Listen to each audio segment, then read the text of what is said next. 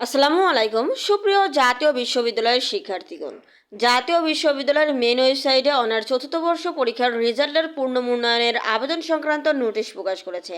আপনারা যারা 2022 সালের অনার চতুর্থ বর্ষ পরীক্ষায় আশা অনুরূপ ফলাফল আপনাদের আসেনি, তাদেরকে বলবো অবশ্যই আপনারা 2022 সালের অনার চতুর্থ বর্ষ পরীক্ষার ফলাফলের উত্তরপত্র পূর্ণ মূল্যায়নের আবেদন প্রসঙ্গে আবেদন করবেন। কেননা আপনারা কিন্তু চতুর্থ বর্ষের শিক্ষার্থী, অর্থাৎ চতুর্থ বর্ষ পরীক্ষার ফলাফল পেয়েছেন।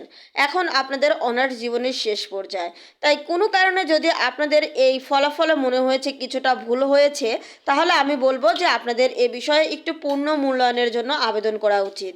কেননা যদিও জাতীয় বিশ্ববিদ্যালয়ের ফলাফল পূর্ণ মূল্যায়নের ক্ষেত্রে আবেদন করলেও ফলাফল পরিবর্তন খুব কম হয়, তারপরেও যদি দু একজনও হয় তার মধ্যে যদি আপনি নিজেই পড়ে যান, তাহলে সেটা কিন্তু আপনার ভাগ্য খুলে যেতে পারে। কেননা এ কারণে কিন্তু আপনি অনেক জায়গায় আবেদন করার সুযোগ পেতে পারেন। কারণ জাতীয় বিশ্ববিদ্যালয়ের অনার চতুর্থ বর্ষ পরীক্ষার ফলাফল হাতে পাওয়া মাত্রই কিন্তু আপনি বিভিন্ন চাকরির সার্কুলারে আবেদন করতে পারবেন। তাই আপনাদেরকে বলবো, আপনারা যারা এখনও আবেদন করেননি, অর্থাৎ ফলাফল পুনর্মূল্যায়নের আবেদন প্রসঙ্গে নোটিশ প্রকাশ করা হয়েছে, আপনারা জানেন যে এই আবেদন সংক্রান্ত কার্যক্রমটি শুরু হবে নোটিশ অনুযায়ী 26/11/2024 তারিখ হতে সকাল 10টা থেকে 12/12/2024 তারিখ পর্যন্ত কিন্তু এই আবেদন কার্যক্রমটি কিন্তু অনলাইনে চলবে।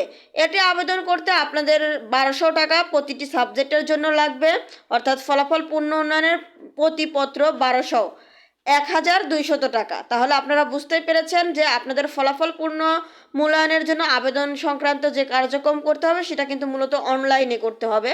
তো আপনারা অবশ্যই অনলাইনে গিয়ে যোগাযোগ করবেন। আর যদি মনে হয় ফলাফলে কোনো প্রকার ভুল ত্রুটি রয়েছে, তাহলে অবশ্যই আপনারা পূর্ণ মূল্যায়নের জন্য আবেদন করবেন। তাহলে আজকের ভিডিওটি এ পর্যন্তই। আর হ্যাঁ, আপনার যে বন্ধুবান্ধব এই ফলাফল পূর্ণ মূল্যায়নের জন্য আবেদন করতে চায়, তাদেরকে অবশ্যই এই ভিডিওটি শেয়ার করে দিবেন। ধন্যবাদ সবাইকে।